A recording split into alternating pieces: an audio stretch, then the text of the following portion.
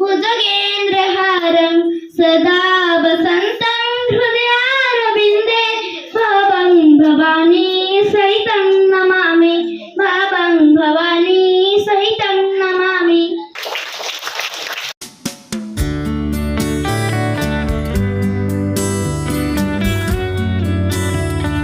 आम विद्यालय रे निपुण ओडिशा कार्यक्रम आमे आज आरंभ करिछु बा उद्घाटन करिछु। हमर सान भाई भवानी सार हाथ में उद्घाटन हो जाइछि। सम्मान्य भवानी सार, मोर सहकर्मी, स्नेहर समस्त छात्र छात्री एवं मोर समस्त अभिभावक मंडली समस्त को आज दिन में अनेक अनेक शुभेच्छा शुभकामना। निपुण भारत परे परे निपुण ओडिशा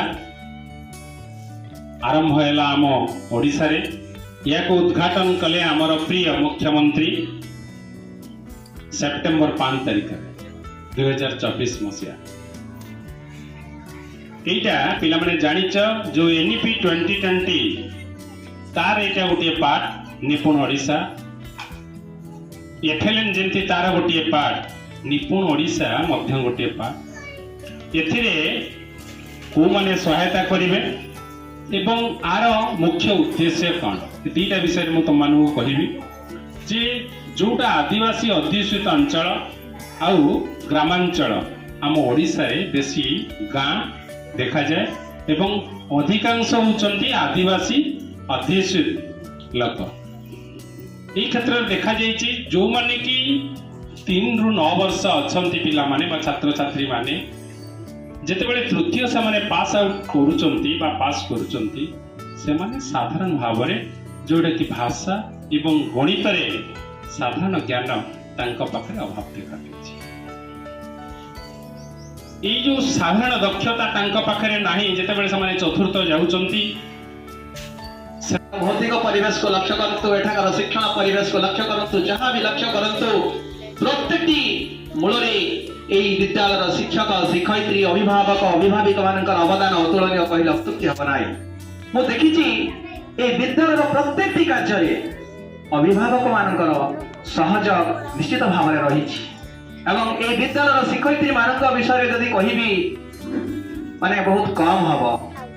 विद्यालय जी प्रधान शिक्षक आसन बसी सी होती तुम अति आपणार नाथ सार जहाँ को प्रदीप सार प्रदीप नाथ बोली कहूँ। प्रदीप नाथर तात्पर्य पिला जानिच नाथ जी अनाथर नाथ जी समस्त सहायक तम मान दुख सुखर साथी जी से होचंती नाथ सार आ से होचंती प्रदीप। प्रदीप कौन जानिच जी जले अन्य को आलोक प्रदान करे से शिक्षक तुम्हें पाई आज जो पाइच से तुम्हें निज को धन्य मन करवा उचित।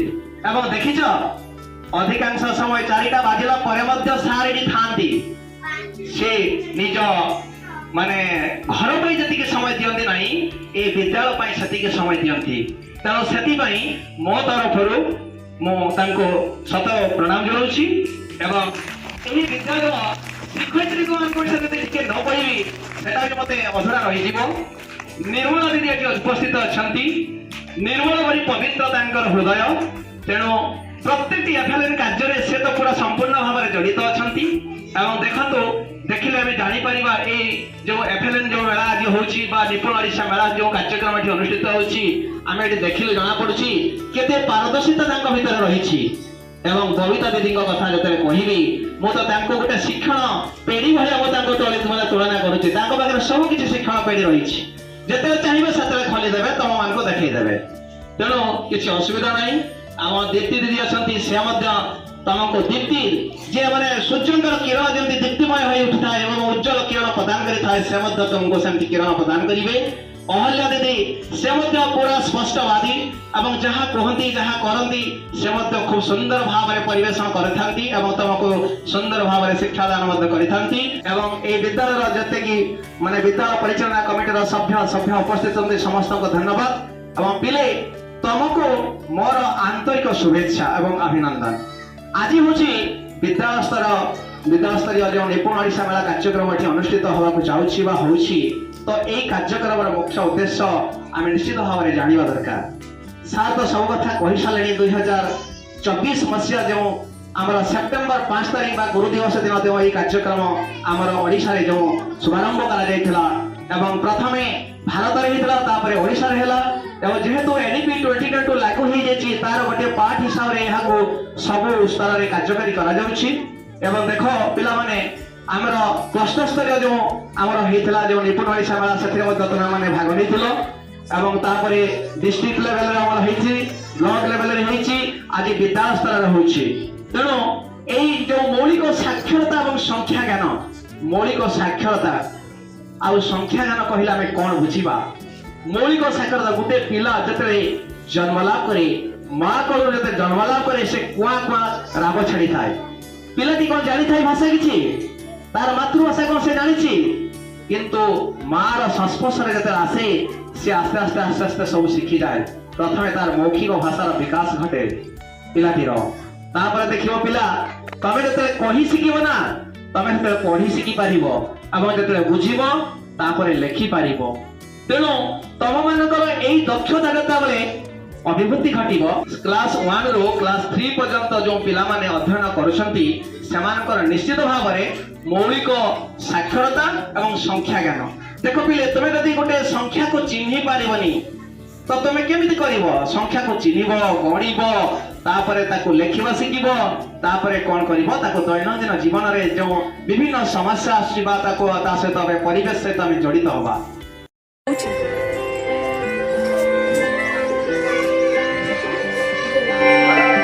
ना बाधा रहिब ना बंधन थिब आम पढ़ा लेखारे सरिकिए सेहेब आउ नथिब प्रश्न आम भाषा करे जीवन बाटरे स्वप्न झरिब कख गाहे उबा 1 2 3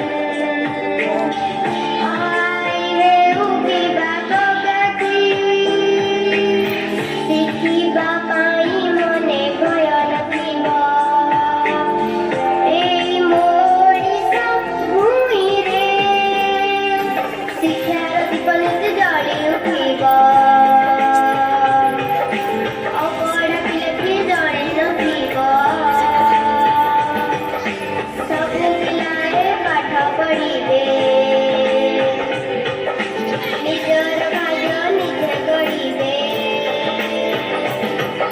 ପଢ଼ା ଲେଖା ଓଡ଼ିଶା ଆମ ପ୍ରିୟ ନିପୁଣ ଓଡ଼ିଶା ପଢ଼ା ଲେଖା ଓଡ଼ିଶା ନୂତନ ନିପୁଣ ଓଡ଼ିଶା ଶିକ୍ଷା ପରିପୂର୍ଣ୍ଣ ଓଡ଼ିଶା ନୂତନ ନିପୁଣ ଓଡ଼ିଶା ଇତିହାସ ଲେଖିବ ଓଡ଼ିଶା ଇତିହାସ ଲେଖିବ ଓଡ଼ିଶା ନିପୁଣ ଓଡ଼ିଶାର ସ୍ୱପ୍ନ ଓ ଭାବନା ସବୁ ପିଲା ଶିଖିବେ ଭାଷା ଓ ଗଣନା ସେଇଠି ରେକର୍ଡିଂ ଓ ଆଉ ଛଅ ମିଶିଲେ କ'ଣ ହବ ସେ ସେଇଠୁ ବାହାର କରିକି ଦେଖେଇବ ହେଲା ଆଉ ଏଇଟା ଦେଖା ଖାଉ ସେଟା ଖାଉ ଏଇଟା ଦେଖେଇছে ସାର୍ ବେଶ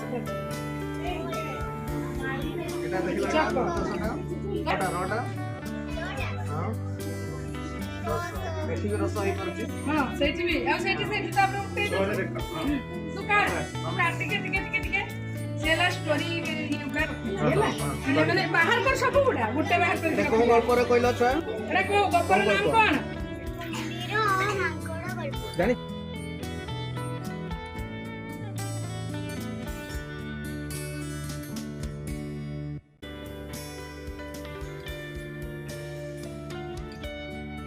डिकोडिंग रो गोटे अछि पिला अक्षर जोड़ी के शब्द ये करिवे प्रथम से माने शिखिबे सीक्वेंस अनुसार शिखिबे तापर आपण जदी गुटे एमती मुडी देबे ताने से सेटा को सज्जीकरण करिके शिखिबे हैला एटा हला शब्द ट्री पिला चित्र देखिबे नाम ये करिवे एटा हला मात्रा झरका हैला आकार मात्रा वर्षेई देखे दे शीघ्र शीघ्र उल्टै किना एटा हला पिला प्रथम अक्षर रु एटा सर प्रथम अक्षर रु पिला के चित्र उडा स्टार्ट होची मन करम तो ग आसला एटा से ग नेला कि च नेला च ଚରେ ନେଲା ଚରେ ଚକ ହେଲା ଚରେ ଚଟୁ ଚରେ ଚଉ ମାନେ ଖେଳିବେ ମାନେ ଖେଳ ଖେଳରେ ସେ ତାର ଶବ୍ଦ ଇଏ କହିବ ଗୋଟେ ଅଜଗର ଯଦି କହିଲା ଅଜଗର କୋଉଠି ଅଛି ସେ କାଢିକି ତାର ଦେଖେଇବ କହିବ ହଁ ଏରା ହେଲା ପ୍ରତି ଶବ୍ଦ କାଢ ଏତିକି ହେଲା ତ ସେଇଠୁ 10ଟା 1 2 3 4 5 6 7 8 9 10 এই 10টাକୁ ସେ କଣ କରିବ ବ୍ୟାଙ୍କ ଲେଖା ହେଇଛି ସେ ବ୍ୟାଙ୍କରେ ଦେଇଦେବ ତା ବଦଳରେ କଣ ଆଣିବ ଗୋଟେ 100 ଟଙ୍କିଆ ଆଣିବ 100 ଟଙ୍କିଆଟା ଆଣିକି ଏ ଘରେ ରଖିଲା ହେଲା 100 1 2 3 4 5 6 7 107 ହେଲା ଘନବସ୍ତୁର ଆକୃତି କେମିତି କରିପାରିବେ ସେଟା ଯୋଡ଼ିକି ଘନବସ୍ତୁର ଆକୃତି କରିକି ଦେଖା ତରେ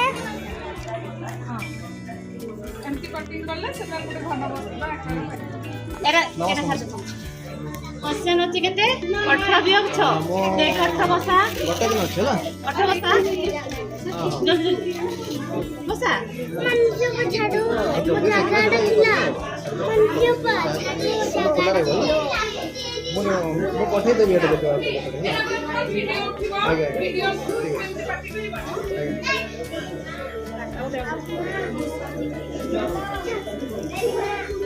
अठला वियोग केते अछि चो चो कोन करिवो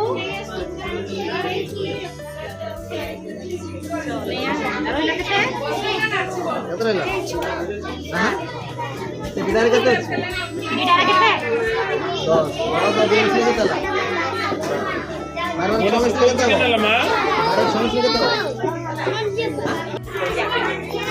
जो अच्छी 15 अच्छी एक मेरे 5 अच्छी और 5 रखे 5टा स्टिक रखा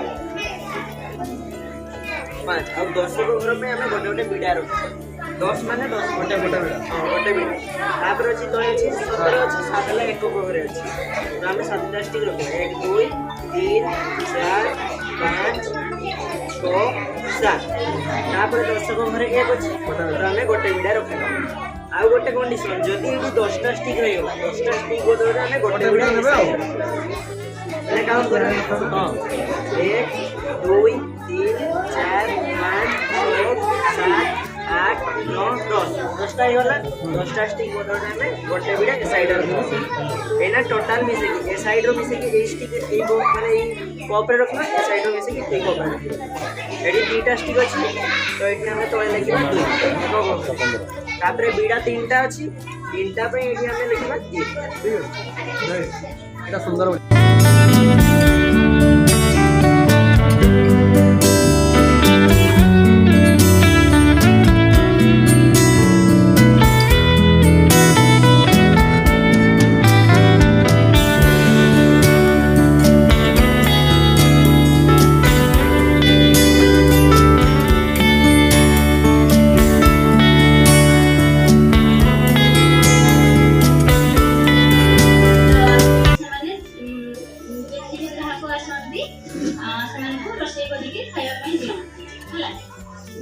पैसा हुए जहाँ भी हुए बढ़िया से भल चले होटेल भी भल से चला माने 3-4 मास भल चलला गरम दिन आसीगला गरम दिन आसला तो एते पैसा पत्र भी बेसी नथिला तेणु से एसी कि पंखा कि एसी कूलर ये सब किसी लगे नथिले ठीक ता सामने गोटे बड़ होटेल जने धनी लोक तैयारी करले तो सेठी से माने एसी पंखा कूलर इत्यादि सब लगे तेणुक सब लोक मैंने टिके टिके हेकी ए गरीब होटेल से धनी होटेल को पड़े मैंने गरम रे बस खाई पारे ना तांको भल लागलानी एमती जे तांको होटेल बेसी भल से चललानी मोर मान तो दिने आसी धनी होटेल मालिक को कहला तू अब कहीं होटेल करछु तो जा फोन कर दे घर को पड़ा जा तो होटेल जा करी देख मो होटेल केते सुंदर मो करिछि आ सब ग्राहक मन को मो डाकी आउछि हैला तू अब फोन कर दे के घर को पड़ा तो ସେମାନେ ବହୁତ ମନ ଦୁଃଖ କରି ବସିଥାନ୍ତି ସ୍ୱାମୀ ସ୍ତ୍ରୀ ସେମାନେ ଭାବୁଥାନ୍ତି ଯେ ହଁ ଆମେ ଆଉ ତ କିଛି କରିପାରିବୁନି ଆମର ଚାଲୁନି ଆମର ଏତେ ପଇସା ପତ୍ର ବି ନାହିଁ ଆମେ ହୋଟେଲକୁ ବନ୍ଦ କରିଦେବା ତ ଦିନେ ଦୁଇ ଦିନ ଥିଲା ଏମିତି ସନ୍ଧ୍ୟା ସମୟରେ ଜଣେ ଭଦ୍ରଲୋକ ଆଉ ତାଙ୍କ ସ୍ତ୍ରୀ ଯିଏକି ଗର୍ଭବତୀ ଥିଲେ ତାଙ୍କର ପିଲାପିଲି ହେବାଟା ସେମାନେ ଦୌଡ଼ି ଦୌଡ଼ି ଆସିକି ସେ ଧନୀ ହୋଟେଲ ମାଲିକକୁ କହୁଛନ୍ତି ଆମକୁ ଟିକେ ରହିବା ପାଇଁ ଟିକେ ଖାଲି ସମୟ ଦିଅ ଆଉ ଆମେ ବହୁତ ଅସୁବିଧା ପଡ଼ିଛୁ ଆମର ଗାଡ଼ି ମୋବାଇଲ ଫୋନ୍ ପଇସା ସବୁ ଗୁଣ୍ଡା ମାନେ ଆମ ପଛରେ ପଡ଼ିକି ଛଡ଼େଇ ଦେଇଛନ୍ତି ଆମ ପାଖରେ ରହିବା ପାଇଁ ଟିକେ ସମୟ ଦିଅ ମୋ ସ୍ତ୍ରୀ ତାଙ୍କ ଦେହ ଭଲ ନାହିଁ ଆଉ ଆମେ କିଛି ସମୟ ଚାଲିପାରିବୁ ତ ତ ସେଥିରେ ସେମାନେ କହିଲେ ତୁମର ଯଦି ଖାଇବାର ଏଠି ଇଚ୍ଛା ଅଛି ଖାଇକି ପଳାଅ, କିନ୍ତୁ ଏଠି ରୁହାରୁହି ସିଷ୍ଟମ ଏଠି ନାହିଁ କିଛି, ଆଦମ ଏଠି ପଳାଯାଅ ଏମିତି କହିକି ସେ ଗଳା ଧକ୍କା ଦେଇ ବାହାର କରିଦେଲେ ତାଙ୍କୁ। ତ ତାରା ବସିକି ସେଠି ଦେଖୁଥିଲେ, ତ ତାଙ୍କୁ ତ ଭଲ ଲାଗିଲାନି ନା, ଜଣେ ଅସହାୟ ସ୍ତ୍ରୀ ଲୋକକୁ ଏମିତି ବାହାର କରିଦେଉଛନ୍ତି। ତେଣୁ ସେମାନେ ଦିନ ଯାଇକି ଏ ସ୍ୱାମୀ ସ୍ତ୍ରୀକୁ ଡାକି ଆଣିଲେ, ଆଣିକି ତାଙ୍କ ହୋଟେଲରେ 2-3 ଜଣ ହିସାବରୁ ଖାଇବାର କିଛି ଥିଲା, ଭାତ ଡାଲି ରୁଟି ଏଇଭଳିଆ ତାକୁ ଖାଇବା ପାଇଁ ବି ଦେଲେ, ଆଉ ଭଲସେ ସେବା ଶୁଶ୍ରୂଷା କଲେ। ତ ସେ ମାଲିକ ଯିଏ ଯୋଉ ଭଦ୍ର ବ୍ୟକ୍ତି ତାକୁ ବହୁତ ଧନ୍ୟବାଦ ଦେଲେ। ତାପରେ କହିଲେ ଯେ ଆଉ ତୁମର କ'ଣ କି ଅସୁବିଧା ହେଇଛି, ସେ ସବୁ କହିଲେ ଯେ ଆମର ହୋଟେଲ ପ୍ରଥମରୁ ଭଲ ଚାଲୁଥିଲା, ଆଉ ଏଇ ହୋଟେଲ ଦେଇକି ଗରମ ଦିନରେ ଆମେ ଏଠି କିଛି ଲଗେଇନୁ, ତ ସେଥିପାଇଁ ସବୁ ଗ୍ରାହକମାନେ ସେ ସାମ୍ନା ହୋଟେଲକୁ ପଳାଉଛନ୍ତି। ଆମର ସେମିତି କିଛି ଆର୍ଥିକ ଅବସ୍ଥା ବି ତ ସେମାନେ ଶୋଚନୀୟ, ସେଥିପାଇଁ ଆମେ କିଛି ଏଠି କରିପାରିବୁନି। ତେଣୁ କଲେ ଠିକ୍ ଅଛି, ତୁମେ ଆଉ ହୋଟେଲ ବନ୍ଦ କରନି, ଆଉ ତୁମେ ଆମକୁ ଆଜି ଏତେ ଅସୁବିଧାରେ ସାହାଯ୍ୟ କରିଛ, ଯେହେତୁ ଆଜି ସେବା ଶୁଶ୍ରୂଷା କରିଛ, ତୁମ ହୋଟେଲ କେମିତି ଚାଲିବ ନା ମୁଁ ସେ ବୁଝିବି, ତୁମେ ଆଉ ଚିନ୍ତା କରନି, ମୁଁ ବହୁତ ଶୀଘ୍ର ଆସିକି ତୁମକୁ ପୁଣି ଥରେ ଦେଖା କରିବି। ଏହା କହିକି ସେମାନେ ଘଣ୍ଟେ 2 ଘଣ୍ଟା ରହିକି ବିଶ୍ରାମ କରିକି ପଳେଇଲେ। ମାସେ 1.5 ମାସ ପରେ ପୁଣି ସେ ଭଦ୍ର ବ୍ୟକ୍ତି ହାତରେ ମିଠା ଧରିକି ଆସିଛନ୍ତି ହେଲା, ତାଙ୍କର ପୁଅଟି ହେଇଥିଲା। ତାପରେ ସେ ତାଙ୍କର ତ ପଇସା ପତ୍ର କିଛି ଅଭାବ ନଥିଲା ନା, ସେ ବହୁତ ବଡ଼ ଗୋଟେ ବିଜନେସମ୍ୟାନ୍ ଥିଲେ। ସେ ତାଙ୍କ ପଇସାରୁ ବଡ଼ ହୋଟେଲ ଗୋଟେ ତିଆରି କରିଦେଲେ, ଆଉ ସେଠି ପଙ୍ଖା ଏସି ବୋଲର ଏସବୁ ଲଗେଇଦେଲେ। ତାଙ୍କର ଯେମିତି ହୋଟେଲ ଚାଲିଥିଲା ପୁଣି ଥରେ ଆଉ ଭଳିଆ ପୁଣି ଆଉଥରେ ଭଲସେ ଚାଲିଲା, ଦିନ ରାତି 24 ଘଣ୍ଟା ଚାଲିଲା। ଆଉ ସେମାନେ ଗରିବ ଲୋକଙ୍କୁ ମାଗଣାରେ ଖାଇବା ପାଇଁ ବି ଦେଲେ। ତେଣୁକରି ଆମେ ଯେତେ ପାରିବୁ ଆମର ଅସହାୟ କି ଗରିବ ଲୋକମାନଙ୍କୁ ଆମେ ଆମ ହିସାବରେ ସାହାଯ୍ୟ କରିବୁ। ଭଗବାନ ଅଛନ୍ତି, ଯେମିତି ହେଲେ ବି ଯାହା ବି ଯାହା ମାଧ୍ୟମରେ ବି ଆମକୁ ଭଲ ଦିନ ଦେଖେଇକି ସାହାଯ୍ୟ କରିବେ। ଗୋଟେ ଗପ କହିବି, ତାର ହେଡିଂ ତମକୁ ପଛରେ କହିବା ପାଇଁ ପଡିବ ହେଲା। ମନେ ରହିଲା? ଆଚ୍ଛା, ବିଲେଇ କେମିତି ଡାକେ କହିଲ? ସେଇଠି କହିଲେ ସମସ୍ତେ ବିଲେଇ ହେଲା। କୁକୁର କେମିତି କହେ କହିଲ? ଆଉ କହିବି ଏଠି ସମସ୍ତେ ହେଲା ତ, ମାନିଲ ତ, ସମସ୍ତେ ମାନିଲ ତାହେଲେ। ଆଚ୍ଛା, ଗାଈ ସେମିତି ଏଗୁଡାକ ତ ଆମ ଚାରିପଟେ ରୁହନ୍ତି ନୁହଁ, ଏମାନଙ୍କୁ କଣ କୁହାଯାଏ? ଗୃହପାଳିତ ପଶୁ ହେଲା। ପୁଣି ଜଙ୍ଗଲରେ କିଛି ଜୀବଜନ୍ତୁ ଥାନ୍ତି, ଅଛନ୍ତି ନା ନାଇଁ? କଣ କଣ କହିଲ ଦେଖିବା ଦିଟା? ଆହା, ସମସ୍ତେ କହିଦେଲ, ମତେ ଶୁଆଗଲା ବା ଭା ଲ ଭ। କଣ? ବାଘ, ଭାଲୁ, ଶିଆଳ ଏଇଭଳିଆ ସବୁ ନାଇଁ? ଆଚ୍ଛା, ସେମାନେ ଜଙ୍ଗଲରେ ରହନ୍ତି, ସେମାନେ ଆସନ୍ତି କେପଟେ? ଏପଟେ ଦିନ ପଳେଇ ଆସନ୍ତି କି? ଦେଖିଛ କି? ଆଉ ସେମାନଙ୍କୁ କୋଉଥିରେ ଦେଖିଛ କୁହ? ବଣକୁ ଯାଇଥିଲ?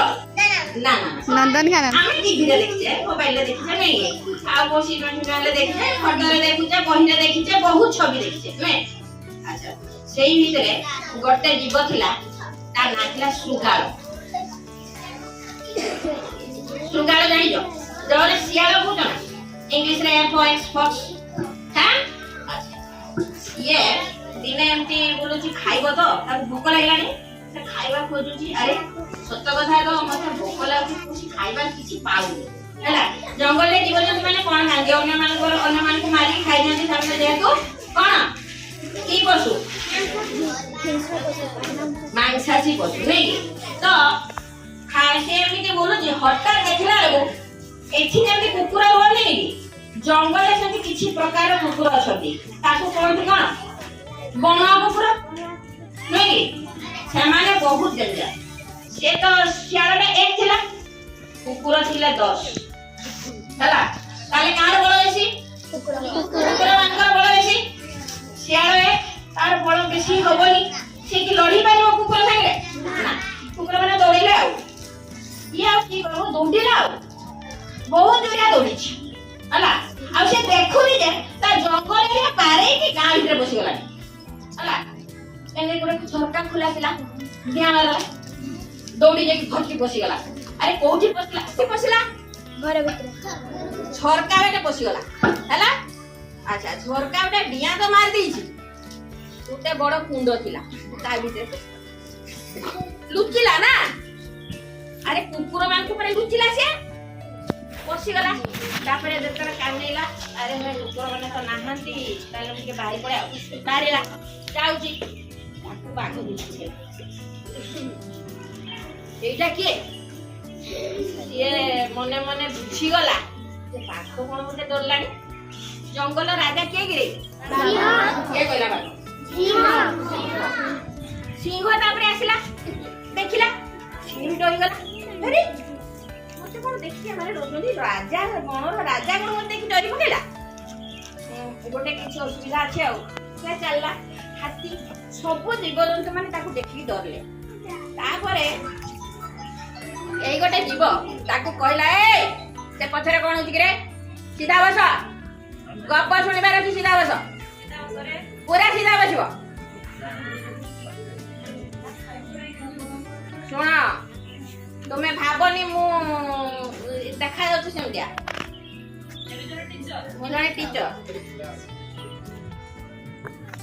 ହଁ ତାହେଲେ କୋଉଠି ଥିଲା କଥାଟା ଥିଲା ଶିଆଳ ଭାବିଲା କହିଲା ଗୋଟେ କିଛି ଅସୁବିଧା ଅଛି ଆଉ କି ଅସୁବିଧା ତାପରେ ତାକୁ ଗୋଟେ କିଏ ପଚାରିଦେଲା କିଏ ଆରେ ମତେ ପରା ଭଗବାନ ପଠେଇଛନ୍ତି ଜଙ୍ଗଲର ରାଜା ହେଇକି ନା ରାଜା କରିକି ପଠେଇଛନ୍ତି ମୁଁ ଜଙ୍ଗଲର ରାଜା ଆଜ୍ଞା ଠିକ ଅଛି ତାହେଲେ ଚାଲିଗଲା ରାଜ ସିଂହାସନରେ ବସି ପଡିଲା ଆରେ ସେ ତ ଅରିଜିନାଲି ଶିଆଳ ଥିଲା ରାଜା କାହିଁକି ସମସ୍ତେ କହିଲେ କାହିଁକି ତାକୁ ଡରିଲେ କହିଲ ବାସ୍ ସିଏ ନୀଳ ରଙ୍ଗ ହେଇଯାଇଥିଲା ତାକୁ କେହି ଚିହ୍ନି ପାରୁନଥିଲେ ଯେତେବେଳେ ରାଜ ସିଂହାସନରେ ବସିଲା ତାକୁ ସମସ୍ତେ ଖାଇବା ଆଣିକି ଦେଲେ ଯେମିତି ରାଜାକୁ ଟ୍ରିଟମେଣ୍ଟ କରାଯାଏ କଲେ ସେ ତାର ଆରାମରେ ବସିକି ଖାଇଲା ବହୁତ ଦିନ ଗଲା ତା ସାଙ୍ଗ ଭାଇ ମାନେ ସେମାନେ ତ ଜାଣିଥିଲେ ନା ସେଇଟା ଶୃଗାଳ ବୋଲି ସେମାନେ ଆସିଲେ ଯେତେବେଳେ ସେ ସେମାନଙ୍କୁ ସବୁ ଆଡ଼େଇ ଦେଲା ଯାଅ ଯାଅ ସେପଟେ ବସ ହେଲା ସେମାନେ କହିଲେ କଣ ଇଏ ଆମ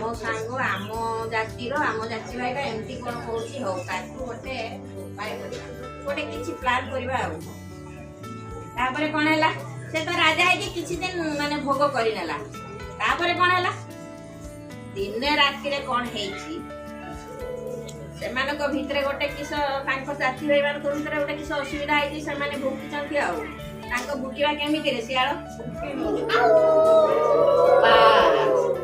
ଆଚ୍ଛା ଜଣେ ଶିଆଳ ଭୁବାଇଲେ ସବୁଗୁଡା ସେମିତି ଭୁବାନ୍ତି ନା ନା ଏଇଟା ଯେଟା ନୀଳ ହେଇକି ଏଠି ବସିଥିଲା ରାଜା ହେଇକି ସେ ହାଁ କରିବ ସେ ବି ସେୟା ଭୁବେଇବ ନା ଗୋଟେ ମେଣ୍ଢା ପୋଲରେ ସବୁଗୁଡା ମେଣ୍ଢା ଯାଉଥିବେ ଗୋଟେ ଯଦି ବ୍ୟା କଲା ସବୁ ସେମିତି କରିବେ ନା ଜଣେ ଭୁ ଭୁ କରିବ ହଁ ସିଏ ଯେମିତି ବୋବେଇଛି ଇଏ ସେମିତି ଟିକେ ହୋ କଲା ତାପରେ କଣ ହେଇଥିବ କହିଲ ସମସ୍ତେ ଜାଣି ଯାଇଥିଲେ ତାପରେ ତାକୁ ସମସ୍ତେ ମାରି ପକେଇଦେଲେ ତାହେଲେ ଗପଟାର ଶୀର୍ଷକ ସେ ତ କହିସାରିଥିଲା ଗପଟାର ନାମ କଣ ଦବା The Jackal and the Fox ତାହେଲେ ଏଠି କଣ କରିବା ଅନ୍ୟକୁ ଠକିଲେ କଣ ହୁଏ ଜାଣିଲ The Jackal and the Fox କଣ ହୁଏ এইরকম କାହାକୁ କେବେ ବି ଠକିବନି ମିଛ କହିବନି ହେଲା ନିଜର ପ୍ରକୃତ ରୂପ ଯଦି ସେ ଜାଣି ଚାଲିଥାନ୍ତା ଆଜି ମରିଥାନ୍ତା କି ବିଲକୁଲ ମରି ନଥାନ୍ତା ବୁଝିପାରିଲ ଆଉ ଦିନ ଆସିବି ଆଉ ଦି କଥା କହିବି